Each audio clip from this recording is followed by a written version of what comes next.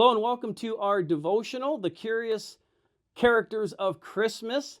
Today and tomorrow we look at the mysterious Magi, or otherwise known as the wise men, or as one Christmas song puts it, the kings.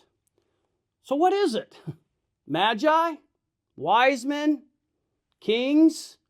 Which one was it? Well, we don't really know.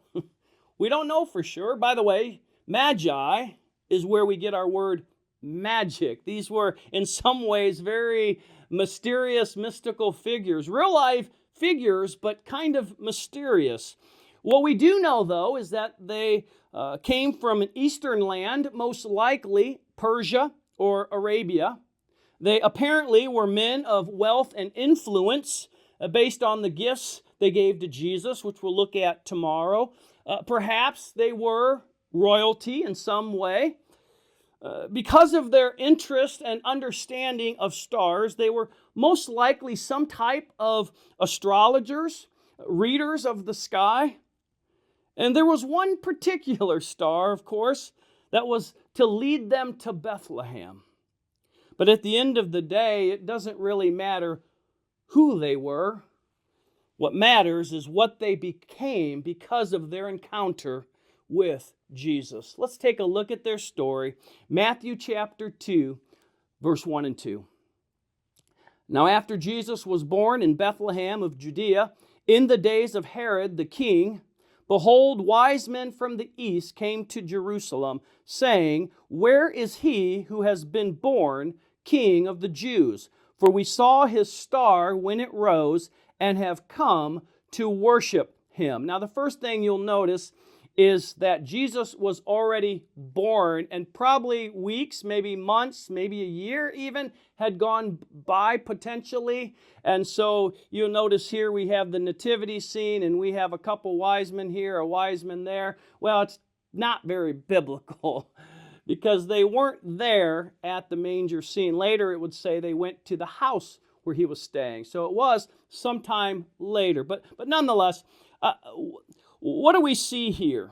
Well, we see that they were, again, most likely pagan astrologers. At least they were, until they came at some point, we don't know when, but at some point they came to believe the prophecies of the coming Messiah, and they wanted to go and worship him in person. Even though it's very far away, they were going to get to the Savior to worship him.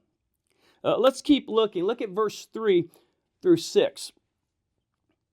It says, When Herod the king heard this, he was troubled, and all Jerusalem with him. And assembling all the chief priests and scribes of the people, he inquired of them where the Christ was to be born. They told him, In Bethlehem of Judea, for so it is written by the prophet, and this is the prophet Micah. And you, O Bethlehem, in the land of Judah, are by no means least among the rulers of Judah. For from you shall come a ruler who will shepherd my people, Israel. In these verses, what we see is quite the contrast. Wise men who wanted to worship the heavenly king, and an earthly king who wanted himself to be worshiped. If we were to continue reading, we'd see that Herod tried to use the Magi to find baby Jesus so that he might have him killed. He was threatened by Jesus of this coming king. He and he alone wanted to be worshiped and adored. And after the Magi visited Jesus, it says, if you look down at verse 12, being warned in a dream not to return to Herod, they departed to their own country by another way. These mysterious men risked their lives for the baby king, having to flee town to avoid being killed. There's a lot that we don't know about these men. We don't know for sure what they did or how many even there were. But this we know. They chose allegiance to the King of Kings and the Lord of Lords.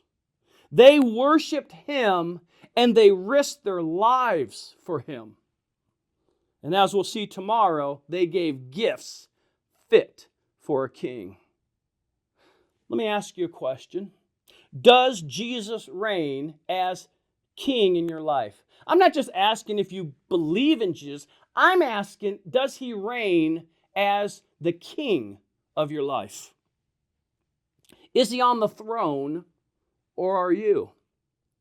Trust me, this is a question for me as well. So many times I bow to the God of self. Theologically, I know that only God should be worshiped. But how often do I sit on the throne and go through life doing what I want to do?